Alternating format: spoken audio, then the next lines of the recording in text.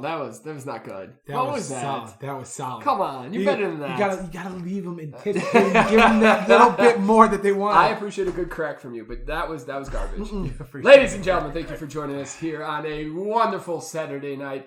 We are in Pat's beautiful estate. It is wonderful out. Thank you for joining us. If it's your first time listening, please like, subscribe, give us a 5-star. Come on now, people. We got 5 stars out there. We're looking great. 4 stars. Click a few 4 stars as well. Yeah. Hey, listen, you're right. 4 stars. And tell us what you don't like. 3 stars, you can go. You just forget about it. Don't click it. Why would you do it? Why would you do it? Don't bother at that point. You just go home. You can reach us at the S&P podcast at gmail.com. Check us out on Twitter and Instagram at where, Chris? At Deal on Tax and Accounting. No, God. On the line. Ladies and gentlemen, this is what I have to deal with every day. You can check us out at the S&P podcast. No, podcast S&P, son. SNPP.com. So podcast S&P for Instagram and Twitter. And again, you can reach us at the S&P podcast at gmail.com. We got t-shirts. We got all types of stuff going on. Check it out. Like, subscribe. Let us know what's going on. We are brought to you today by the wonderful company DLM Tax and Accounting Services. They can be reached at admin@dlmholdings.net. They provide accounting and tax services throughout the United States. Some of the best there is, guys. If you are a consultant, Uber driver, Uber Eats driver, if you are just a consultant for a marketing company, an accounting firm, anything, or just plain don't like filing taxes. Yeah, there you go. And if they make it very simple and easy, some of the best customer service, check them out. Again, that's DLM Tax and Accounting. Seriously, some of the best guys out there. They will help you get your stuff done. And good time. And you know what's missing in this world? I really feel like customer service, Chris. And they're gonna provide the best. I believe you're right. You feel me? You feel me on that one? Yeah. All right, my man. That was a solid question. Right? Hey, listen. And today's gonna be we're all pretty tired. We're gonna be honest with you. Well spent. And unfortunately, me, Chris, and Pat have been together all day. Pat is a real trooper. Yeah, he's a jack of all trades, master of none. But the man knows what he's doing, and he's helping us remodel my parents' bathroom, which is a absolute. I wish I could swear. S-storm. Yeah, there's an S. Not a good then word. You say the word hit. Storm. That's what it is. I've honestly we've seen worse. Yeah, but you're just a nice guy. And this is probably the only time I'll ever say that about Pat Lynch. Pat's being a very nice and generous dude on this, but so we're. It's not as bad as the time Patrick Sexy Pepsi had to fish out leopard printed panties out of the bathroom, you know. Or I got rained on by a bunch of condoms. Yeah, true. That wasn't that bad either. Yeah. I said we've seen worse. You know what, Pat? You're right. When you're right, you're right. You're right. Yeah. Seen worse. We, just as a little bit into our world, we are very lucky. And in 2013, when the housing market, not like today. Would you consider lucky to be the right word? No, lucky. At the time, you probably would have been like very lucky. Young and dumb. Yeah. Very young and dumb and very ambitious. And now we're stuck with 3 properties that at all times, something is a little weird. But particularly the one that we bought in 2013. Yeah, the big pain in the butt. And again, not like today. The real estate market is hot. It's hot, daddy. It's hotter than Chris McGraw walking down the beach in the summer. Let me tell you what, the women last weekend were calling Chris's name. They were not. They were coming at Chris in waves on Friday night, on Saturday night. Sunday, Chris had to sit down because he was tired.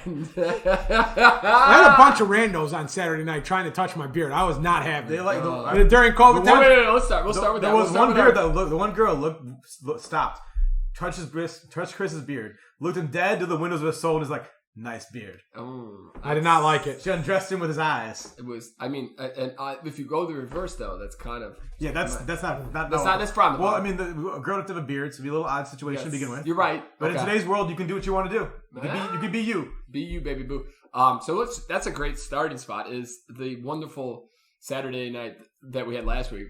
Great podcast. Led into a wonderful, rainy, crappy, garbage game, but it felt so good to be back in Wrigley. First game since 2019. Can I tell a little sub story of that? Oh, come on. So we were sitting there. There was a guy in a Cleveland Indians jersey. And then, mind you, the Cubs are playing the. Let's here really quickly. So when we got there, So it's a rainy night it's a rainy Chicago night. It's like a drizzly night. You're right. It's absolutely so. And it's annoying rain. We were hoping that maybe it wouldn't be as packed for Saturday night, but the Cubs are not lucky enough to get a lot of Saturday night games. So when they got a Saturday night game, it's going to be packed. And so when we first got there, we got great seats in the bleachers, having a good time. But by the second inning, there wasn't a seat in this drizzly, rainy night. And they always oversell the Cubs. Yes, they had to have oversold it by at least maybe 5 to 1,000. I'm not even kidding you. 500 to 1,000 tickets for sure. So Pat, take it away from there. So the Cubs are playing the Cardinals. So this guy in a Cleveland Indians jersey for some reason is like he's kind of stumbling a little bit. He might have had a few too many adult beverages. Oh yeah, a couple people did. So yeah, a few people did. So he stumbled up the stairs and he goes by me. I'm like whatever. And then Joe goes to the bathroom and this guy comes like next to me. He's like, is someone sitting there? I'm like, yeah. And he's like, oh, maybe you could help me. Like I keep looking for my seat number. And he's like, I got this thing that says GA on it. I'm like, oh, that's general admission. You just sit wherever you can find a spot. Yeah. He's like, oh, and he goes to his friend like, dude, there's no GA seats. You gotta sit anyway. It's hilarious. I told my uncle that because if you're coming to, so if this is like an FYI, if you're not from Chicago and you're going to Wrigley and you have bleacher seats, if you're not there by the second inning, do not expect you gotta get there. But you gotta get there probably 20 minutes before the game. At least. To get where you want to sit. If you want left and right field, you better get there way early. Yeah, you want to get there when they're doing batting practice. Yeah. But if you want a decent seat, you need to get there 20 minutes before the game. Or a seat. Yeah. Yeah. And people all throughout the game until like the fifth inning when people were like, all right, we're going. It's raining pretty hard. The Cubs suck. And people were just like, forget it, I'm out. That's when people were able to start to get seats. But for all the way up until the fifth inning, people were looking for seats. And it's like, well, you're not going to find a seat at this point. Nope, you got to get there early. Yeah, it's crazy. It's also, it was so nice to be back at the ball game. Crazy fact that the Cubs, Wrigley experience is the most expensive experience in the MLB for tickets, parking, hot dog, beer. It's got to be parking that's got to be driving it up, right? Because like the Cubs only have like 2 lots of their own parking. Yeah. Everything else is like you're parking in someone's backyard or someone's garage, basically. Which we saw when we were walking. Which can be anywhere from like $60 to $100. Yeah, it's crazy. Which is outrageous. Just park on Montrose, farther down the road. Well, I mean, walk. What's the cheapest beer there? What? $7? Ours $9? Ours were like $9, but I mean it is like 2 beers. If you get the draft, it was like $9. So $18 for 2 beers. Hot dog costs you what? The 7? 7. So other 25. Other fun fact, really, if you're gonna get the beer there, get the draft beers because they fill them up to the top. Whether if you can go get the canned beers, you're paying more and getting less beer. You're paying the same. Exactly. And I mean, it might be a little more convenient, but forget it. You can find places to get beer. Just don't stop at the first line. That's where I think a lot of people they just stop at the first line. And that's, if you look at it, the one with the biggest line is the most easy for people to get to. Like me and you went to like the one like by the left field corner and we had no empty. Trouble. Absolutely nobody. The guy was standing there. I'm like, "Are you open?" He's like, "Yeah." Like, do you sell beer? Yeah. Like, 2 please. Yeah, it's so easy. But people like we all just follow crowds. Like that's it. Like there's not a lot of real true thinkers out there. Well, that was like, what is it when we were downstairs getting the wristbands? You guys went to one lady on the one side, and everybody else decided, forget the line. The opening to the line over there is right there is closer. We're just getting and standing this side, and they the whole entire nobody in that line. No, not at all. But so this brings me to my grind your gear. Oh, we gotta. We're at 8 minutes, 9 minutes. Peter McGraw's grind your gears. I've been thinking about this all week, and it's a Cubs thing. I think some other people do this, but it's truly a Cubs thing. They started doing it in other San Francisco, I think, is one that I know of. And you have to have a crappy team, and you don't know anything about baseball, and you're just going to drink because the snake, the cup snake. Oh, the cup snake! The absolute crap out of me. I can't. First of all, I can't imagine being there and having to like in my section having to watch this stupid cup snake be right next to me. They used to break it up after a good a good. Yeah, well they got busted. They got busted on Barstool because they were and then they were fighting the people for the cups, and then it was really embarrassing. Sometimes people need a good ass kicking. I listen. So I think about that all the time. Like back in the day when you just kind of get stomped out and it was like, all right, you're gonna learn today. Yeah, you're gonna dust yourself off. You're gonna call it a day. Maybe I shouldn't do that again. Yeah. But now the Cubs are kind of stepping it up. If they say, hey, you're done, and you say no, they're just going to toss you out. Like, they're just going to let you go.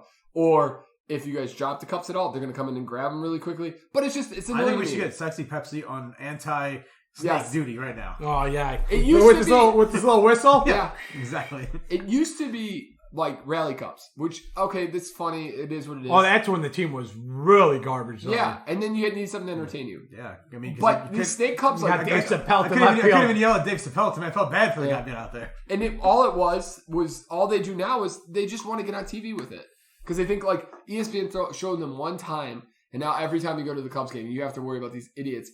With the cups, people screaming at you, "Give me your cups!" There were two.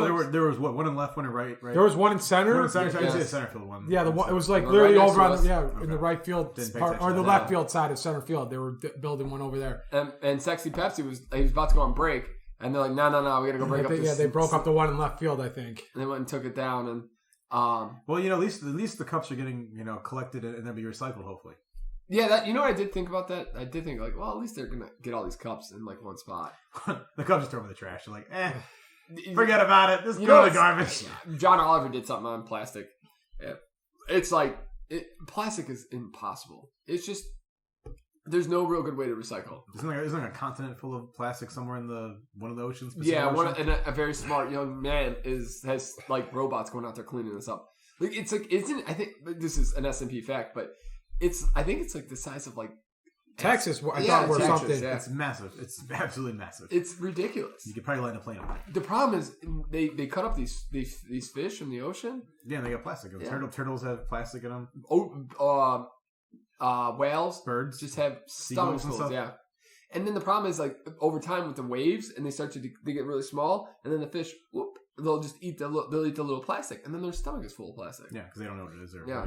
The other real issue is the factory farming or factory fishing. Like you ever see that where they just troll? They throw the big chains down, just rip the ocean. Everything that's there. They don't give a crap about what gets in there. That's insane. Mm-hmm. But yes, that was my grind your gear for this week. I could not wait to talk about that. I'm one of those people. I literally try not to be. So this week we went to Home Depot to buy a bunch of stuff, and I told you the story, Pat, about how the guy was getting. They had a rally cup going through Home Depot. No, this is ridiculous. I've had enough of this. No, there was an individual who got a little pissy and made a comment, and then another store customer in there got a little pissy and made a comment back to the guy, and they were close to getting to a fight. And in my head, I'm thinking like, what are you guys doing? And that's how I kind of feel when I'm at the Cubs game, and I want to be like screaming how dumb these snake cups are, but there's a whole like Cubs fandom that loves this thing. Like, so if I say anything, it's not going to be good for me. That's not going to end well for me. You never know. It could be on ESPN. Could be on ESPN. You beating the crap out of the rally cups. 90 kids. Yeah, no. Or 90 kids kicking the crap out of him. Yeah. Too, Well, I could have been the You gotta get a couple good shots in. What you gotta do is you gotta get the guy at the bottom of the cup, knock him out, and the whole thing will fall. That's a valid point. Look at Pat thinking about it. But yeah, so grind your gears, the Cubs game, it's killing me. Still thinking about it. And the Cubs got their ass kicked. They won. Did you see the name? I don't know if they won, but they did win. Yeah, they won today. That's awesome. They're also for the Diamondbacks, who are like the worst team in baseball. Yeah, but they were down there. They had 2 outs in the ninth, and they had a runner on second, and they scored 3 runs. I know they're down 2-1. I saw them. Yeah, they scored 3 runs with 2 outs. Do you guys want to talk about Conor McGregor and how that kind of? It was. What were your thoughts? I thought it was weird because usually when McGregor loses, he's pretty. I don't say humble is the right word, but he's respectful of his opponent. Yep.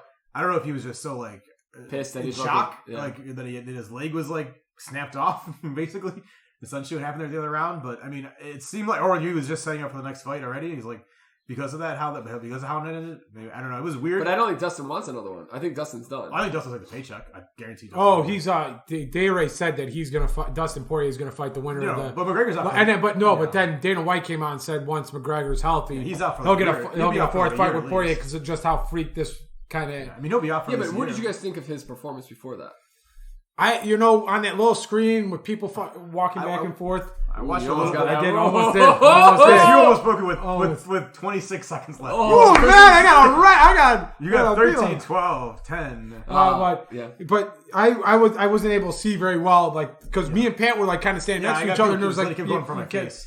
So, like, it didn't look like he was doing all that well, but I couldn't really tell. It looked like Portier won the round, but it wasn't, like, completely being dominated. When he took him down to the ground, he destroyed. And I feel like... But also, the second time he took him down, his leg was snapped in half. No, he fell to the cage, and then he just got pounded. But I'm saying when Conor was on the ground, he was getting rocked. Conor did land, I think, like 36 significant strikes in the first round, though, too. Yeah, I think it was at the end of the round. So it wasn't. I mean, I think it was too early to say who was going to fight. Yeah, but it looked like it was going to be an interesting fight for sure. Good fight. But he snapped his leg. I don't know. But the weird part is everybody thinks Conor might retire. I'm surprised he took the first Portier fight. You know what he was. They were talking about this on King and Sting, or not King and Sting, Fighter and the Kid, and they're talking about with the whiskey deal that McGregor's got. His fighting probably has to. Why he's continuing to fight is probably because of that. He's not going to make any earnouts unless he continues to sell a certain amount. Yeah, like he's got his popularity. His popularity with that. Well, he doesn't own any more of that. He sold out his percentage. Yeah, but I think that... But he probably gets royalties deal on, I'm guessing. Oh, I'm sure. But I'm sure. No, I think his payouts are based on sales how well the company... So like his sell, like him selling his portion is based on how much they sell the product. Nobody knows because the deal's not known publicly, but there have been a guy's couple... Because you'd ask, like, if you sold for 100 plus million, I think you sold whatever... Why the hell would you keep fighting? But it's contingent. Like they're coming to conclusion that it's probably contingent on him. He made $80 million on the Mayweather fight. I think he made something like that. Yes, he made $11 million on that fight for one round. Wow. With the pay per view, cut, I think he made like $11 million, and Portier made like $3.5. Woof. He's not going to be the main sticker anymore. Portier will probably make less when he goes for the belt against Livia than he did for this fight. And if he wins the belt, he'll probably pay. He probably won't have a big pay again until the McGregor fight again, like a huge, like as big as that. I mean. This is, but I mean, the Paul brothers. But also, I think it was the third or second highest pay per view like of all time for UFC, that one. Oh, everybody wants. And it was a garbage card. Yeah. Other than even that fight. I guess Greg Hardy getting knocked out was kind of nice. That was great. It was so good. So good to see. But yeah, and the guy did a shoey. Yes, he did like 4 or 5. Did you see he did one that was someone put like hot sauce in? He's like, ugh. He was so pissed. Yeah. And he thought it was Dustin's hot sauce. Yeah, was it? Yeah, and Dustin's hot sauce is like, here's that. Or at least he didn't like it. I mean, Portier is I think I said last week, Portier is like a beast. He's besides Khabib, he's beaten everybody in that division. That's what I was thinking too. Yeah, like, it's not a good fight for him. He's not. You know who's coming back? He's not a joke. Nick Diaz. Yeah. Nick Diaz was kind of garbage when he first fought in the UFC, and like I don't get the big deal with this. Why? Well, I think he's always had a good fight. It's always been a good fight. He's always entertaining. Yeah. Well, he's gonna be fighting Lawler. Where he's flicking people off, or it's gonna go fight. The nice thing about him and Lawler is that's gonna be there's not gonna be a lot of ground game in that fight. No. But even though Nick or Nate or Nick, he's got a decent. But Nick hasn't fought in like 6 years. That's what I was thinking. He looks old. He hasn't fought. He's like 38. And he hasn't fought in like 6 years or whatever, right? What was his last fight? Anderson Silva was that? I think it is. A long time ago. And did he beat Anderson? No, Silva beat him. And then they turned it to a no contest because Silva tested positive for testosterone or steroids or something like that. I'm pretty sure. I remember that. He hasn't fought. I think that's what. I don't think he fought. I think it was like early 2010s or something. It was. I believe that is like the last fight. I'm pretty sure. I'll look. That's crazy. Should we bust into this whiskey, boys? Sure. Tonight, Chris was such a sweetheart and got what is called the Howler head. This is brought to you by DLM Tax and Accounting, by the way. Which it's not really, but this whiskey segment is brought to you by DLM Tax and Accounting. Are you looking for unbelievable tax and accounting services and great customer service? Then you need to go to DLM Tax and Accounting, baby. Woo! So, Howlerhead is a whiskey. So, yeah, it was. His last fight was against Anderson Silva. The fight before that, he lost to Georges St. Pierre. He's got a losing record in the UFC, right? And his last fight was in 2015. Oh, 15 was that? January 31st. So 6 years ago. So Howlerhead is a Kentucky straight bourbon whiskey with natural banana flavor. Banana. So that means they take like the expired bananas, toss them in the bench. Banana's gone crazy. Yeah. Okay. So on the back of it says, "Banana's gone crazy."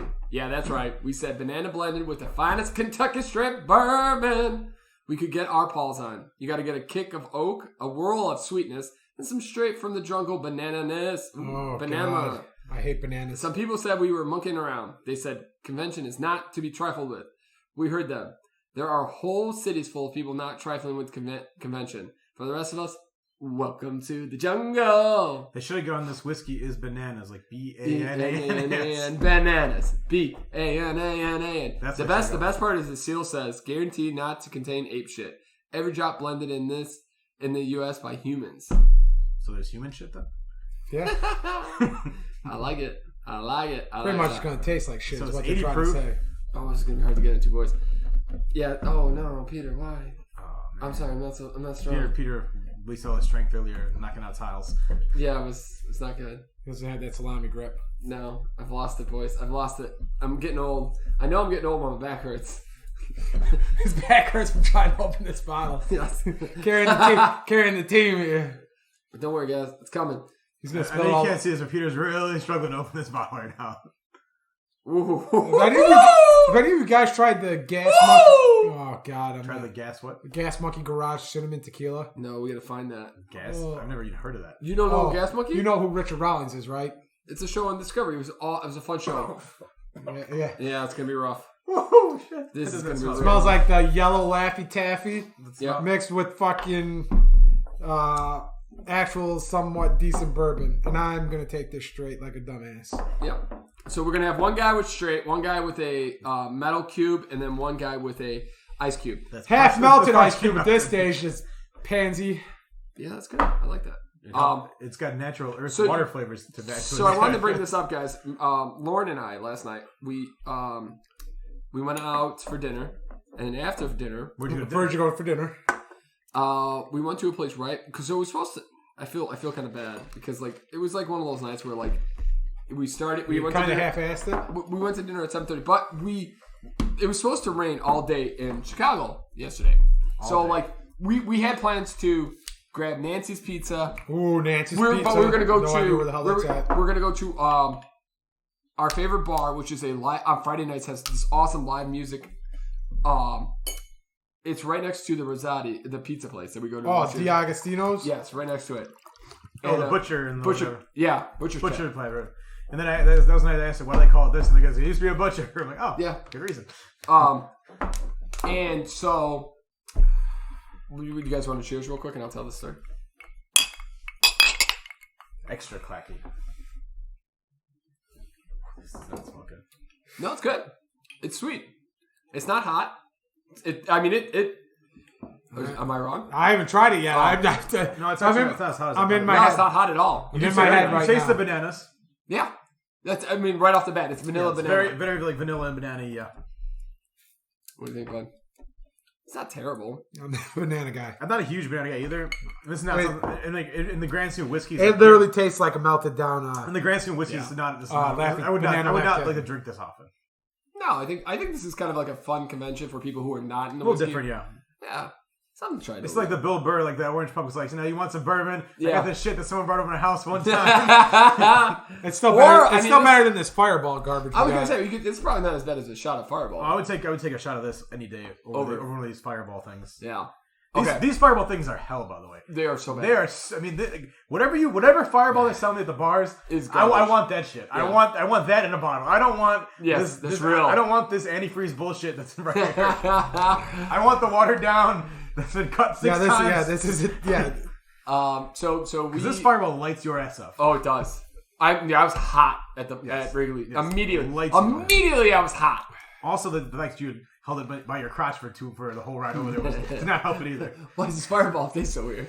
Yeah, because it's been a Peter's ball. Exactly. Why is this Fireball so salty? So we were gonna do Nancy. We're gonna go to Butcher's Tap. We're gonna listen to live music, and then we're gonna walk and grab a pizza and watch the remainder shows that we talked about to this week. But it was supposed to rain on Friday, so we're like, well, why don't we just go somewhere close? So we went to this like Asian like sushi place right by her. I forgot the name of it. Great food. It was in out service within an hour. It was awesome. But then we were like, well, it's like 8:30. I feel like everybody in that area is going out for a party. What do you think, Katrina? You like it? She gives it one thumbs up, not two. Nah, she seemed like she liked it. She might be interested. It might be more of her alley because it's not real hot, so it might be interesting to her. And so we were like, well, why don't we go to Mariano's, get some ice cream and a roadie. Fuck yes, a roadie. Are you talking about does Mariano's have like special ice cream, or is it just like from those like go to the freezer section? She wanted avocado ice cream, and I was like, okay, yeah, let's just go to Mariano's. But it's not like they make. No, I'm sorry. Like no, it's yeah, like you go to like the freezer section. We just wanted to walk. We yeah, also I was curious if there was ice cream in Mariano's. We also ate as much sushi as one person could ever eat in their entire life. It was a ridiculous amount of sushi. It's eat all you want. Not eat forever. I literally felt like a ball of rice in the morning. So we get ice cream, we get roadies, we're walk there. Roadies. And then we walked back, but it was like by the time we got back it was like 9 o'clock. And I felt like such an old man going to bed at like 9 not bed, but to like home at 9 o'clock on a Friday. I was like, this is what am I doing with my life? But I was also exhausted and I could have definitely just went right to bed. So what did you watch any of the things that I recommended? I definitely did. The White Boy Rick. Oh, you know the first thing I thought about when I watched that movie, or that did not know the Beverly Hills chief of police was actually a cop in Detroit. Oh yeah, and was who? A crooked cop. So Chris. So the guy, you know, Beverly Hills Cop. You've seen that movie, right? Yeah. With you remember Eddie Murphy's commander. Yeah, he's a real cop in Detroit. He was the head. He was the head of homicide in Detroit Police Department. Wow. And he was a little crooked from the sound of it. Oh yeah, he was not a good guy. Wow. Because he had aspirations. Well, his niece was dating a huge drug dealer in Detroit. No. His niece. I thought the niece was the mayor's niece. I thought. Oh, you're right. Yeah. The mayor's. Yes, you're absolutely right. So the mayor's niece was dating this big time drug dealer. Yeah. And so White Boy Rick is like a 16-year-old kid, and this is about how this 16-year-old kid got life in jail because he had 650 grams of weed, which at the time, anything you have that big a thing you caught with it. They were trying to get people off of automatically. No, he had cocaine. Cocaine, yeah. They were trying to their way in Detroit to figure out how to stop people from doing drugs was to make the sentences insanely hard. So like the head, like they showed throughout the thing how like certain like the guy that the niece was dating was a real he was he had like half the city as drug deal. He went to jail for 18 years. White Boy Rick was in jail for like 30, he's been in for 30 years. He was in for like 30 years. Wow. And he never killed anybody. Never really sold anything. Yeah. He was never, but they made him out to be like this big drug lord, like at the news, and the cop from Beverly Hills Cop and like the mayor just kind of like railroaded this guy's ass. And it was because this 16-year-old was sleeping with the mayor's niece, and they did a raid on their townhouse, and they caught them sleeping together, and they had to save faith, so they put this poor individual in jail. Nice. For pretty much most of his adult life. Yeah. Insane. Nice. But this is and you wonder why, like, some people wonder, like, how can there be not hate, but like discussions of like not trust with the police department? Because sometimes it really is not about. I mean, how many people in Chicago that wouldn't beat confessions out of? Like, he'd be confessed out of like what? How many? And that was happening in Detroit. Yeah, same shit.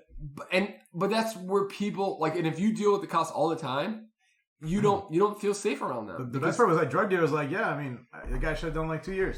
I did 12 and I was out. Yeah. And I did, when he's like, I think he said like, his verbatim quote was like, I did way more shit than that guy ever dreamed of. Yes. And they just like White Boy Rick. They just liked him. He was kind of like a mascot. Yeah.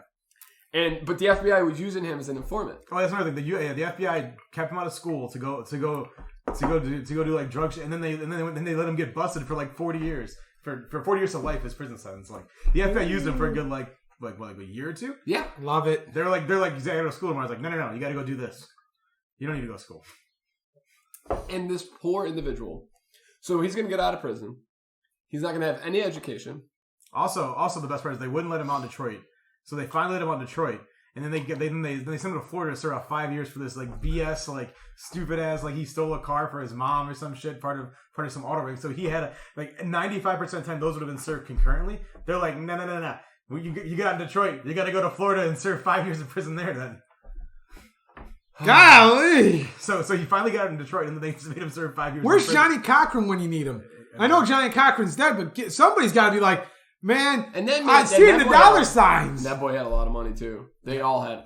His lawyer was like, it was ridiculous. It's like nothing's ever been like this before. Even though they had the current judge that let him out was like, there's no reason he should have been in jail that long. There's absolutely no reason. Non-violent, didn't kill anybody. Yeah, like there's no reason. And is he still in jail in Florida? I think he got out last year. I think.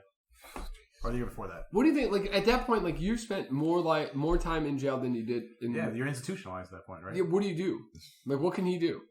He's got no education. He's got a record. Yeah. We'll always look on his record. You go find the former mayor's daughter and see if she's still available, right? That's a good chance. Yeah, I think he's dead. They always thought he was corrupt. I think he's in Florida though. The guy stayed in Florida. Oh yeah. After he got in prison, I think it fast. Well, probably helps him. Florida's a little cray cray.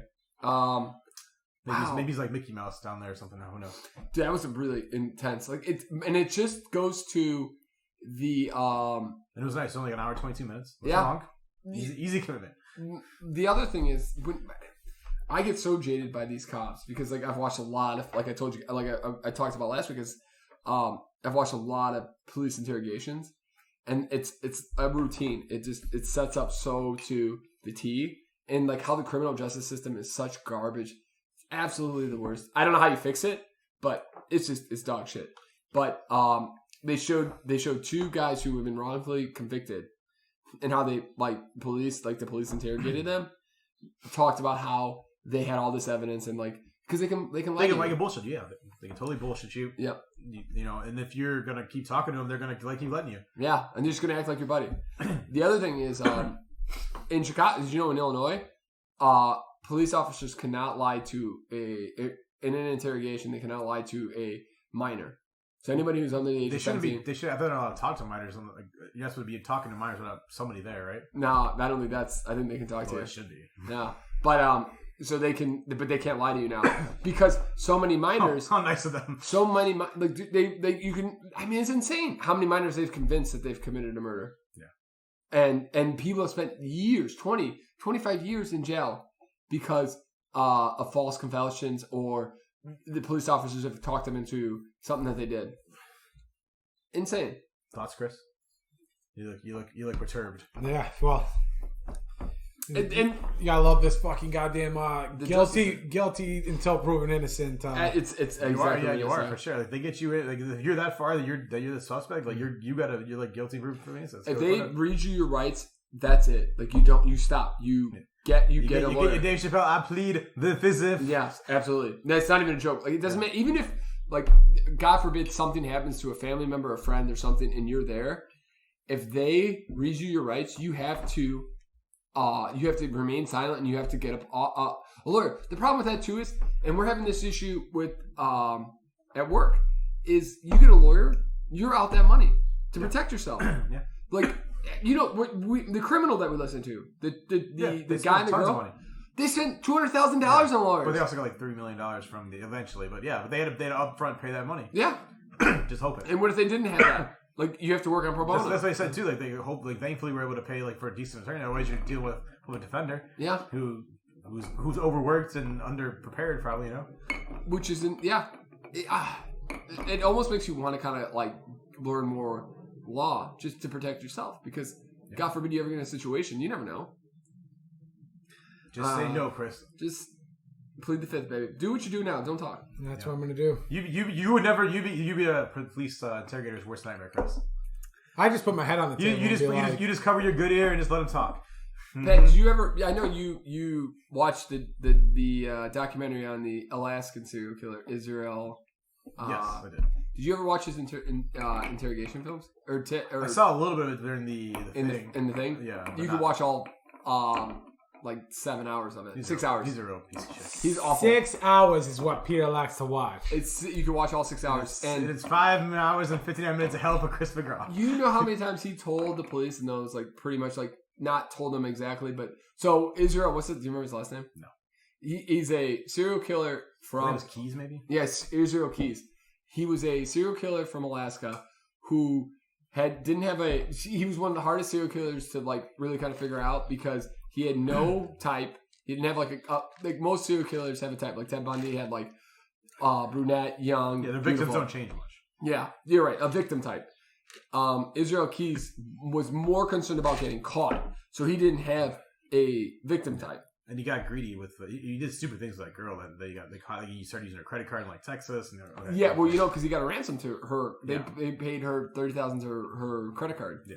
And he used it. No. They. If he never had done that, he got overwhelmed with the desire to do it. Yeah. And if he would have never touched that girl, he would have never got caught. He might have got caught eventually, but he would probably, he had kill kits all over the place. That was like the crazy thing. He buried like a Home Depot. So yeah, this guy, he buried, like in Vermont, he left he drove to Chicago, drove 1,000 miles to Vermont, where he had left a kill kit for 2 years.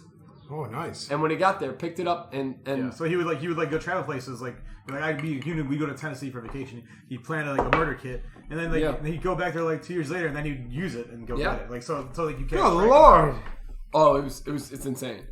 And the amount of effort these people put in this thing, some of these people are insane. The amount of time and effort they put in these. He was an absolute psychopath. For sure. That sounds like it when you. Well, I'm not going to use this kill kit right now. I'll come back 2 years from now. He killed himself, I believe, right? No, he did. So he slit his wrist and then he hung himself. Yeah. And he left a note with 11 skulls, which I believe is 11 kills that he did, and then like some bullshit like jibber jabber about whatever. But in all those interrogations, you can tell he keeps talking about he's not going to be in prison long. Yeah. And he was not trying to tell them, but he was telling them that he was not planning to be around a while. And they could never get him. They were trying so hard. You know what his thing was? He didn't want his daughter to find out what he did. Yeah. The deals. Yeah, the details. The guy, the other side was considered the same thing. The guy that like the baker that flew people and tried to kill him. He didn't want to publicize it either, but it got publicized and it was too late. Yeah. Well, that was the other thing. Vermont was going into detail on his stuff. The funny part is he didn't say Netflix series, but he didn't want a series about his because he's like all this crime, like true crime bullshit. Like, I don't want my daughter to have to see like a thing on me. And there definitely was a thing on him. Well, he could have been less piece of shit and not to worry about it in general. So good call. I really want, and they don't. I don't know if they kind of have a pattern. It's like they don't know. But you can be a psychopath and be a good person. You can be a psychopath and be a serial killer. Yeah, but you can be a psychopath and be a CEO that's just a complete dickhead to people. Yes, yeah. So I mean, it's like it's just crazy. Yeah, there's just the avenue you pursue could be some people pursue murder, unfortunately. Yeah, and now that brings us into the other thing that we needed to watch that we hadn't finished, and we I know you guys were waiting on bated breath for Son of Sam. No, I watched that garbage, and you guys. I thought we just let it die, and I was like, okay, cool. It's been like no. The last episode was all about Dave Murray, right? His first name's Dave. Some Murray, whatever. I don't know what the hell. And how he pretty much kind of like let the son Dave Berkowitz, like they had 2 interviews with Dave Berkowitz, and he kind of led the interviews too. But like so. The David Berkowitz did say that he wasn't alone. And there were other people who were at these killings. They made it supposedly. But that's not originally what he said, correct? Yes, no, yeah. Well, and I believe that it wasn't just David Berkowitz because. Well, I think those 2 brothers that lived behind his house were like around or something to do with it. But I don't think like what those like weird things were like. He was trying to get that like director or like the guy who was trying to be a Hollywood director and was making smut films and like trying to tie in all this religion. No, I get that. But I think they did make a video, like that video that they was talking about. No, I'm sure they did, but like I don't think like that guy was. So the beautiful young blonde, and then the one guy, who the one guy who got shot in the head but didn't die, but the beautiful blonde did die. They like it wasn't. They don't. David Berkowitz said he didn't do that shooting. And then what it was actually what they did it for the cult, if that's true, is there was a van filming it, and it was like a snuff film, and he who knows, David Berkowitz seems like he might have been like just following around with Dave Murray like and just maybe agreeing to agree, but that's one of the theories, and they were talking about a lot of these killings, and it makes sense to me. Like I feel like. And they did prove there's a couple cops from New York that actually did some investigations on some other murders, and it was told that David Berkowitz was a loner. He had a girlfriend. He was in a group that hung out in this park in New York City, and so then they got all this evidence. They went to New York police, and the police did not want to. Yeah, I think to reopen it would have been. That's what you talk about police corruption, reopening that stuff is not. Well, that was the thing is they big problem. Well, yes, because a lot of people made their careers on the David Berkowitz thing. And it was funny. They had the Arthur and they had one of the detectives on a radio station yelling at each other. Like, you idiot, you don't know what you're talking about. No, you, whatever. You don't know what you're talking about. I've seen. And, but then you could see over time as this guy, like, the police would not take him seriously. He just got more and more crazy. Yeah. And he eventually died. He's all like his whole entire thing was like he wanted to be this moment for him where it pushed him into some like upper echelon or something like he really wanted to prove the case. Yeah. Mm-hmm. And people were just kind of done with it. Like either way, it stopped. No more Son of Sam killings, and that's what the people wanted. Yeah. But he did. I liked how they put this in there. They were talking. So there's a group. So he started a group that was dedicated. I forget the name of the group, but they were dedicated to figuring out how many people are actually a part of the Son of Sam killings. And one of the guys in there talked about how Murray knew. Like there was this other killing in California. Like this woman unfortunately got killed, raped in a church, and he believed at Stanford. Yes, and he believed it was all tied. And David Murray told them, this is the guy I think who killed him. And they were like, it was so convoluted how they got to it. And the last section of that was that the police officers knocking on this security guard for Stanford who was a part of this cult and them knocking on the door and the guy shooting himself to death. It was insane. Like that was... Was he really a part of the cult? I didn't quite get that. Yes, he was, yeah. I just knew that they they were trying to make this big deal like, I had David Berkowitz's thing in his. He did say that he did say that the guy was the killer, the security guard, but like it made a big deal. I'm sorry, not Dave. You're right, not David Berkowitz, but that other security guard was the killer. Yes, but he was a part of that one like that group that was out there. That Manson's was supposed to be a part of. Oh, I had no idea. Yeah, no, he was a part of Manson's group. I forget it was like a P. Yeah, no, I know what you're talking about. Yeah, but I didn't realize he was. I didn't know that he was a part of that group or anything. I just thought they were trying to make a big deal. Like this guy, he shot himself and he was going to get busted for it. And then they're like, oh look, he had. Murray guy's book. Dave Murray's book. Yeah, in this thing. And his secret safe of important documents. Yeah, they're trying to put all these things together. Like this guy was right. It's like that's how I felt that thing was like. I felt like I didn't see last episode, but I felt like a lot of it was like they were kind of stretching for some stuff. Yeah, they were trying to pull at some strings, I think, and whatnot. I kind of agree with Peter. I think there was more than one Definitely person. Wasn't just David Berkowitz. Yeah. I think New York City got happy that they caught it, and I think all those other guys quit. Yeah. Oh, or somebody a part of that group didn't want to go to jail and started killing all the other people. And they also said that church or whatever, that group that was put together, that one with the P or whatever, disbanded before Berkowitz even started up. Yeah, well, that's what they said. I also just didn't like the documentary in general. But that's like that one from England. Like some of the documentaries. No, this is me and Pat both kind of watched the serial killer one. That I couldn't get it as high. It was like one episode and you're done. Yeah, sometimes they're really bad. And they're boring. Just awful. Yeah. You know what my favorite part? The story can be interesting and they're still boring. There was, Netflix had this 3-part one about this murder in Cork, Ireland. And it was quick. Boom. Nice. Easy to watch through. The other one was I couldn't watch the first episode. You couldn't get through it. Yeah. It was so boring. It was so bad. It was just too technical. Yeah. It was just you had to remember so much. And I legitimately, Lauren fell asleep. Out cold. Watching this stupid documentary. We didn't ever watch another episode. Yeah, the one in the Cork one was not too bad. It was okay. Yeah. The one in Ireland. You were going to say, Chris, what was your favorite part of that whole entire thing, that whole entire series, was the guy who got shot in his head. Yeah. He's in that group. Oh, yes. He's in that group with that Maury guy. And he's doing this investigation. And then Maury's all pissed off that he's not getting taken seriously and he's not getting the fame that he deserves. Yep. And he's like, well, what have you done for this whole entire investigation?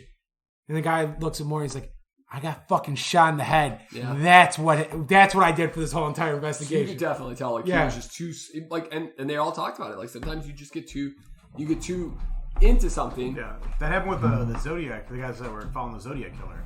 He got so involved in it, and they never really caught it. They think they kind of know who it was. Well, I read an article on Yahoo about a guy who found the code and put it just thought it was really simple. I figured out the code. This is the guy who did it, and he was a suspect, and he threw it on one of the chat boards, and they lit him up Like, you think you could figure this out in 48 hours? We've been spending our life. And he was just like so taken back by it. He's like, I don't want anything to do with this. I was just trying to help you guys out. Yeah, I mean, that one's never going to be solved because there's no DNA and stuff like that. It's not like the Golden State one where you can find Yes. it. You know, that's you know how they figured out the young woman who was at Stanford who got killed and murdered was DNA. Yeah. And they knocked on his door.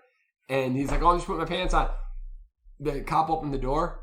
And the guy's got a gun, bah, and it's like, holy crap! You just heard somebody kill himself. I mean, the Zodiac thing is like that'd be interesting to find out what really happened to the story. What that is, I mean, that guy just kind of stopped, or you think he stopped, maybe he didn't stop. Like, who knows?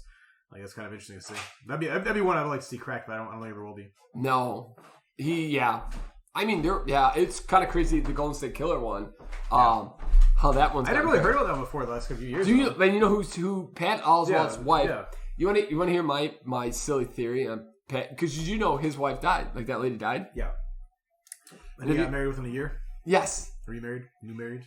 He, you can watch the HBO documentary on it. Yeah, I started with that. I have not finished that one yet. Me and Lauren are finishing it up. But I was watching it, and it screamed to me like maybe there was something more to her death.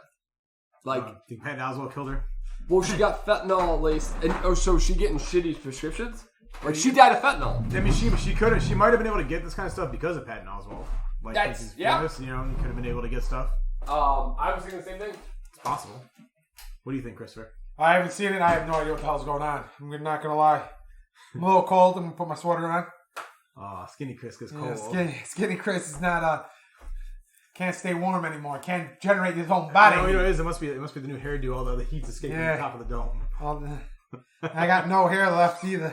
On the top of the dome. You know what would warm you up though? If you want to take one of these fire. No, we're gonna pass on that.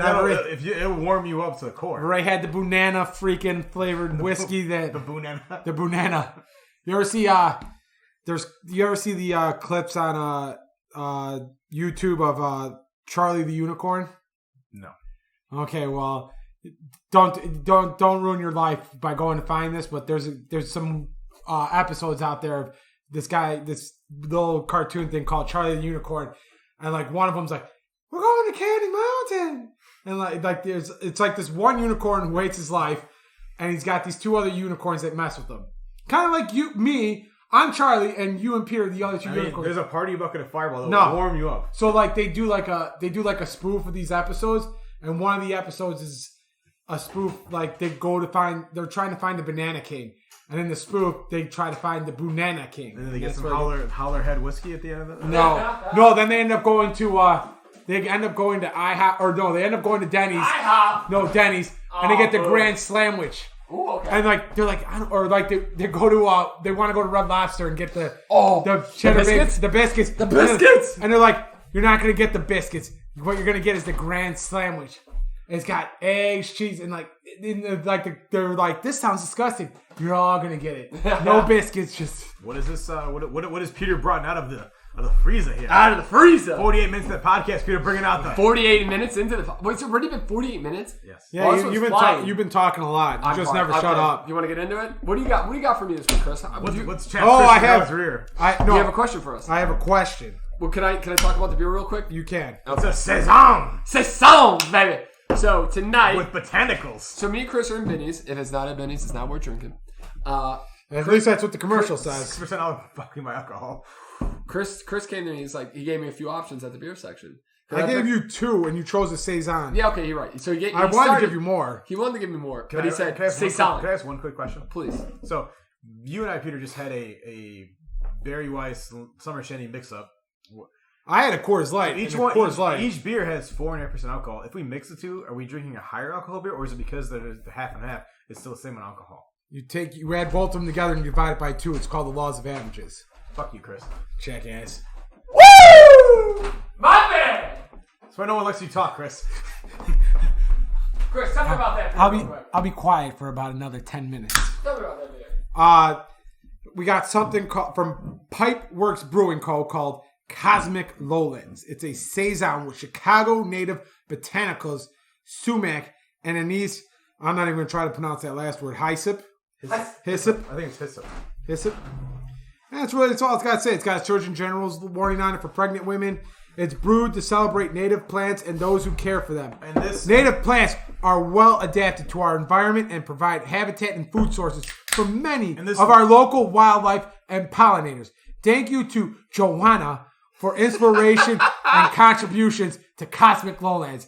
Now I'm done talking, Patrick. And this was designed by Jason Gagovisky, the label on the beer. Thanks, Pat. That was so important compared to the important talk about populating our pollinators. Hey, I've got in my yard. I've got plants that help butterflies live here. Right? You the man, Pat. You the man. You know what? Don't break your arm. Drink yourself off, baby. That's for later tonight. This. Boys, cheers. Let me see how we're doing today. Damn it, Christopher. Over the computer. Chris, no, baby. Listen. You didn't need that for everything, right? Come on, I got no sticky stuff on these keyboards. Chris, can I get your phone real quick, bud? I gotta get a picture. I need one. If you want to check us out on Instagram, we are what, Chris? We're at the podcast S&P at Instagram, and also at the Twitters at the same thing, podcast S&P. You can also find us on YouTube. Oh, no, you can't. Somebody keeps telling me that we're on YouTube. We're going to get there. Max, this is not as good as Say Something that you and me drank together, because I know you listen. It's not bad.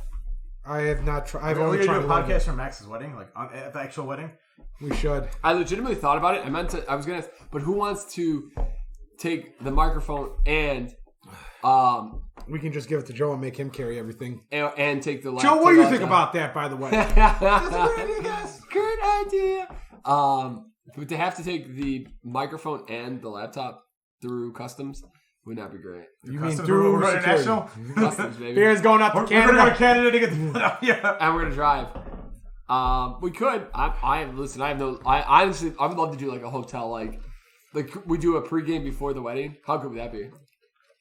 It'd be a little rowdy. It definitely would be a little rowdy. Maybe we get the Katrina on here, get a little Lauren talk. I wonder if Gracia is going to be there or not. Gracia? Me and Brian had a long talk about this on the walk over there. I keep pronouncing her name wrong. I'm not going to. I assume that she is coming. But okay. I think, yeah. I'm assuming she's going. I'm assuming. We know Sarah's going. Yeah, Sarah's going. So, yeah. Everybody's got a date except for Chris. Wait, we were going somewhere with this. Oh, I had a question. I thought Pepsi was going to be your date. No, Pepsi wanted the whole weekend off. He doesn't have to work for the Cubs. He doesn't have to do anything. So, on to my question. Where the laptop at? There was a weird stain already on his bed by your bedroom. There's going to be a new one when you come back. Yes. Yeah. Oh, yeah. Yeah. Okay, Chris, what's the question, bud? We're on this question. We're finally on this question. Are you on one? Matt sent a text out a couple weeks ago, maybe about a month ago, about he was doing stuff for his wedding, and the person that like they're doing the catering or whatnot, or the beverage person, he's like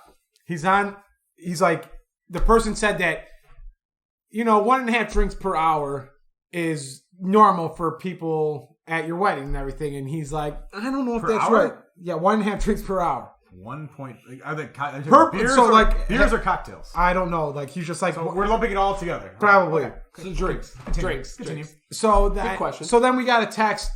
What is it? Earlier this week, maybe right after the weekend from Brian, and somebody's throwing a birthday party for his lady friend, and he's like, let me know who's coming so I can double the alcohol inventory.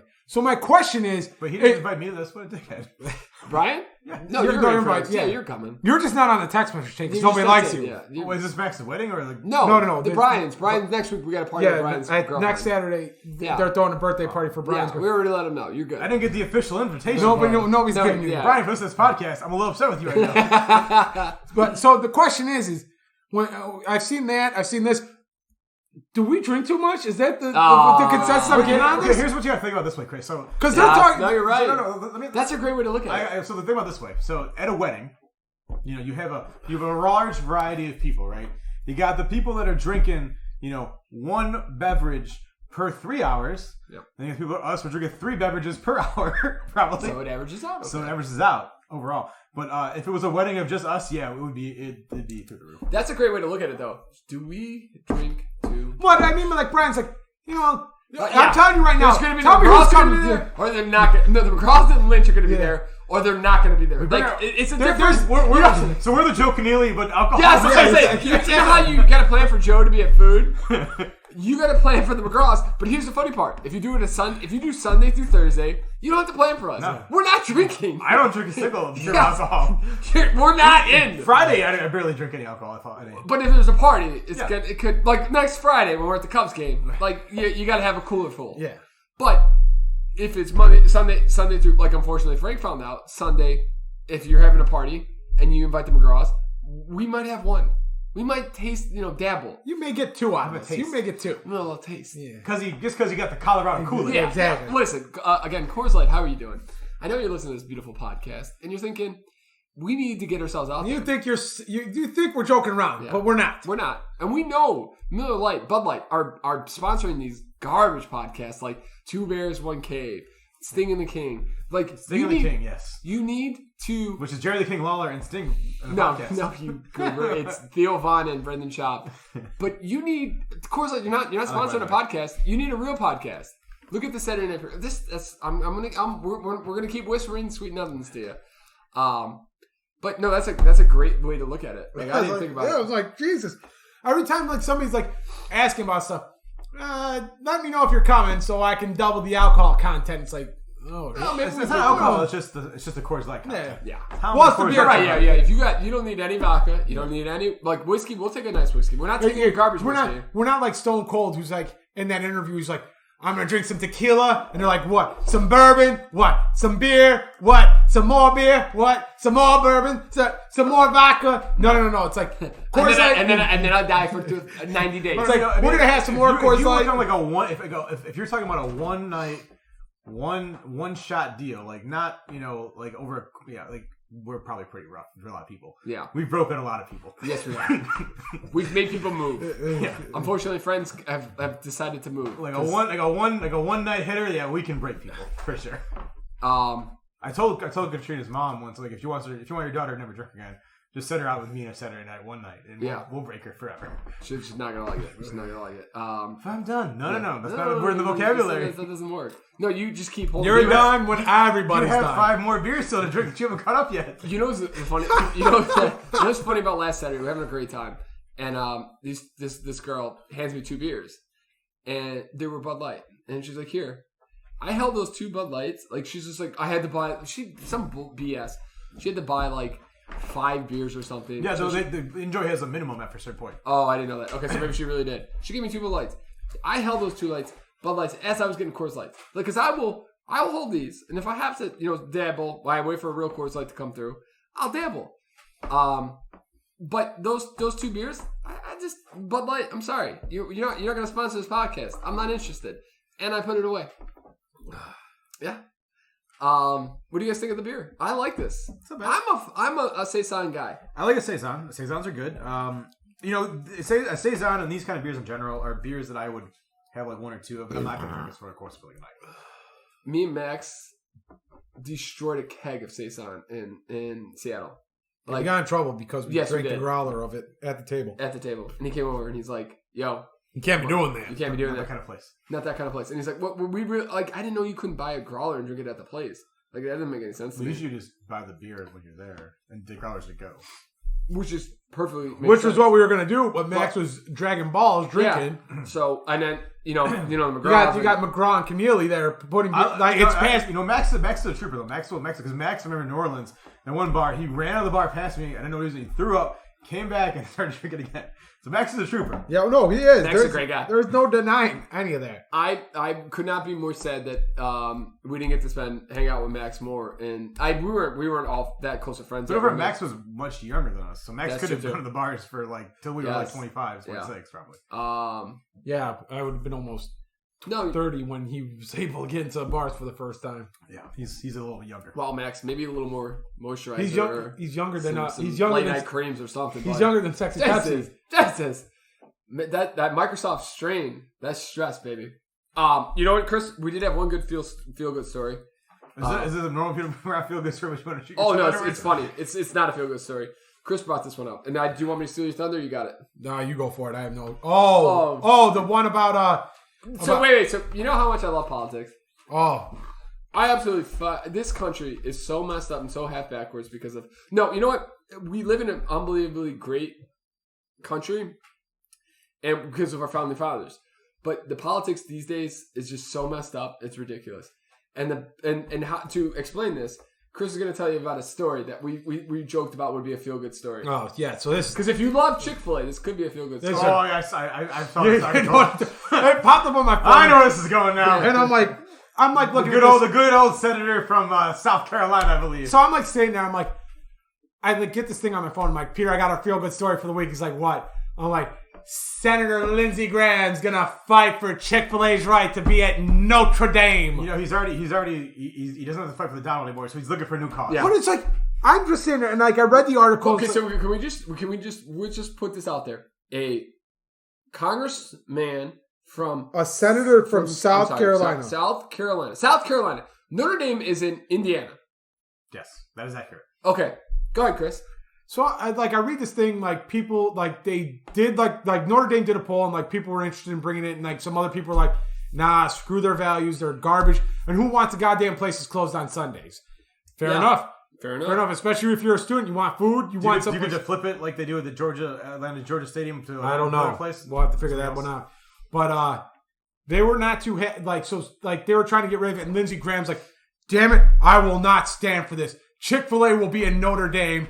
And I'll fight for it. And it's like, dude, it's a good cause. It's a good cause of our senators. I'm so glad that, you know, the people of South Carolina voted this numbnuts in to represent them, and he's getting paid to fight for some crap in Indiana that has nothing to do with them. Or politics in general. Exactly. Yeah. I don't get it. But Notre Dame is a business. It's a Catholic school also. Yeah, but do what you want. Do whatever you want. Like, why is it a politician care about this? But then again, do we not have issues we could be dealing with? Delta variant. No. COVID. Fake news. I mean, student loan debt. Fake news. Spending money like it's our job. Affordable housing. Fake news. Keep coming. Healthcare. Fake news. Keep coming. Infrastructure. Or fake stimulus news. check. Keep going. Yeah, no. Fake news. Keep going. I'm just... Fifth stimulus check. That's that. But let's dig into... Chick-fil-A getting into Notre Dame. You're goddamn right. That's the most important issue of the day. Chick-fil-A and Notre Dame. How much does Chick-fil-A donate to Lindsey Graham's campaign? Which is whatever it is. Probably enough. We're not political, and I hope no one gets...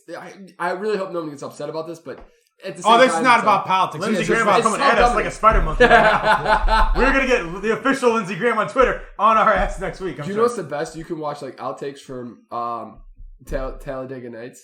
Like, and they're so good. Some of the outtakes. If you don't chew Big Red, then fuck you. Like some of those like commercials at the end. But like no, there's like there's like a scene between like Dale and Bobby, and some of them are so good. Like where like he finds out his wife is leaving him for it, and then like the grandpa, you know, how he was talking shit to the grandpa's like giving him shit back. Dude, there's so many good clips. When are we going to have to stop doing this manual labor? When you stop throwing the toaster to me in the bathtub? When is Will Ferrell going to put out another good, like, straight up, like, comedy like that? When is his last movie? I don't know. He's got a new movie coming out. I saw the commercial or the trailer for it. This is a good. Oh no, Pat didn't see the movie. Okay, but there's a trailer. There's a new trailer that came out for Will Ferrell movie for him and Paul Rudd, where it's like his therapist and his therapist. That's supposed to be pretty good one. He was in one with Amy Poehler a few years ago. That was like a casino. That wasn't terrible. I didn't see it. That wasn't bad. It was entertaining. She didn't like it. Katrina did not like it. Eurovision on Netflix wasn't bad. That was funny. Never seen it. It wasn't bad. Yeah, I heard that was not good. It wasn't bad. It was funny. Okay, I'll have to put that on the list. We didn't watch it because the reviews. I didn't think it was that bad. It was humorous. How about that? It's ridiculous. Wait, please tell me you saw when you went to the movies. Please tell me you saw the trailer for Pig. Oh, good lord, Nicolas Cage in a freaking movie. I heard it was a movie the other day actually because I was looking for some reason. I was diving on Nick Cage's filmography for some reason because Joe Exotic's movie got canceled. No. It was something else that triggered me in Nicolas Cage. I was thinking for some reason I read him say, "Has Nicolas Cage been in any movies lately that have been?" Yeah, he was in crap. What movie was it? The Jon Snow or no? What's this? Snowden. Yeah, the Snowden movie. Oh, that's because the director loves him. Yeah, he was a professor. So you've seen the trailer for Pig? I haven't seen the trailer for it, but I saw the premise of the movie. Yeah. Well, we lose this couple's pig and he goes on a freaking rampant. Can I bring this up? Right now, all the movies. So I went and saw. Me and Lauren saw The Hitman's Bodyguard wife last week. Last Sunday. One was not seeing this one now. Yeah, you gotta get it. Yeah, dickheads. Nobody likes you. These jerks. Nobody even texts Pat Lynch and he wants to go see it. These jerks didn't text anybody. No. He told me I'm driving to work, and I'm like, he's like, yeah, we saw, and I was so disappointed because it was one of the best. You all disappoint me. One of the best experiences was you, me, Katrina, Joe, and Chris in that movie theater together on a Sunday afternoon watching the Hitman's Bodyguard. You disappointed Chris. Awesome. All the hand stuff that was going on during that movie was great. But the previews. Well, I was talking about me and Joe. Yeah. The previews of before the Hitman's Bodyguard's wife. Movies have no originality. You know what the movies are now? Either origin stories of some stupid superhero or G.I. Joe. I did like that Snake Eyes movie though. Or they're based on John Wick. Everything is John Wick. Everybody's got to get revenge. Oh, that's all you're saw. talking about that new Ryan Reynolds movie?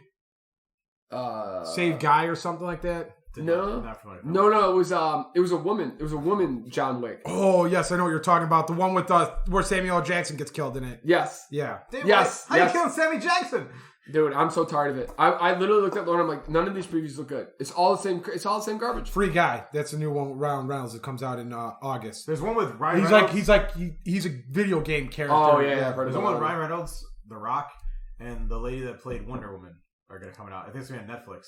That looks actually pretty good. Yeah, that looks pretty good. Space Jam 2 came out. It's on HBO. Yeah, who cares? Yeah, nobody cares about that. Not unless Michael Jordan makes a cameo and dunks on LeBron. You know what? I don't believe that's... That's not going to happen. Oh, LeBron would never let that. LeBron? Yeah, no. They talked about... So, Rachel Nichols, that whole thing, we don't want to get into that because it's too controversial, but they dove into... Rachel Nichols has the same agent as LeBron.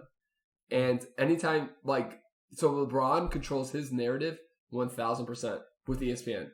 You never hear a bad thing about LeBron because his agent controls a lot of the ESPN. I don't think LeBron's a bad guy. I don't think he's a bad person. You know what though? He throws his team under the bus a lot. It's never about him. It's never he had a bad night. I mean, Michael would probably throw his team under the bus as well. I'm guessing. You're right. That's true. That's very true. Yeah. He wasn't. Michael didn't have so many off days. You know what I'm saying? Yeah, that's true. You know what? 1,000% right. If you're that good, you probably that flu game he had was just garbage. But did you guys hear about the Scottie Pippen stuff too?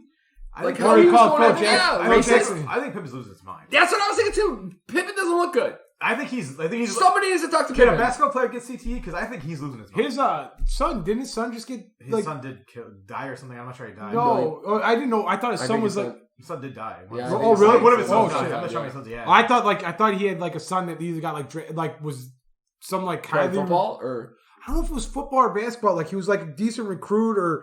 Ended up getting drafted somewhere. I thought something. I know one of his sons died. I'm not sure. I didn't know that. Who was similar to our age, I believe. Yeah. Okay, I didn't know that. But Dennis Rodman's daughter is a huge soccer, and she's she was the second draft pick. And you know what she said? He had nothing to do with it. Yeah. I might have his genes. That's why I'm a stellar athlete. Yeah. But he was never there. No, I'm sure he was never. He's don't say I'm Dennis Rodman's daughter. If she wants her mom to be that. I'm sure. Probably anything based on Dennis Rodman, I'm sure that's accurate. Have you ever seen that video of Dennis Rodman when they're him and a bunch of Goonies going and it was weird people he was drinking with went into that yoga store and he's talking to the lady at the store and they're stealing stuff out the back door. No. Oh yes, I did. Yeah. Yes, I seen it. It's some girl that's in there and I'll tweet that out. I'll tweet out that. My favorite one of Dennis Rodman's where he does a stunt thing and he's he jumps. He's on a bungee cord and he gets picked out of the car and he's oh yeah, and then the cord comes back and he's coming toward the cliff. He's oh shit, hits the cliff and gets knocked out. I mean, I just find it ridiculous that Jordan went to Vegas, dragged him out of a hotel room, and was get your ass to the game. Yeah, we had enough of this not rebounding bullshit. Get to the game.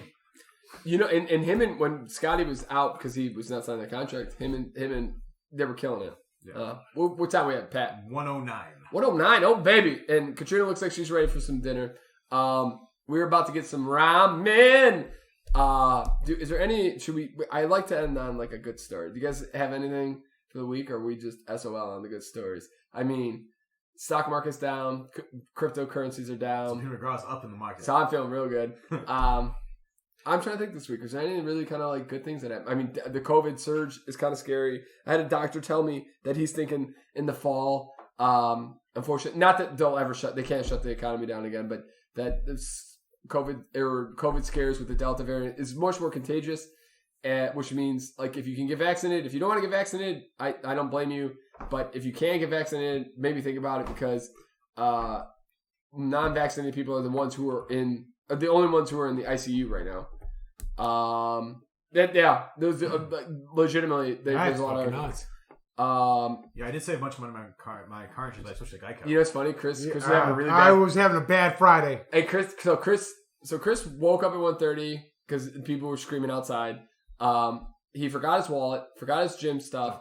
We get to golf and gets to the office, drops his Monster. No, I dropped my Monster on when I came home that night. And I said, Chris is like, I've had a worst day of my life. And I texted him. I was like, hey, guess what?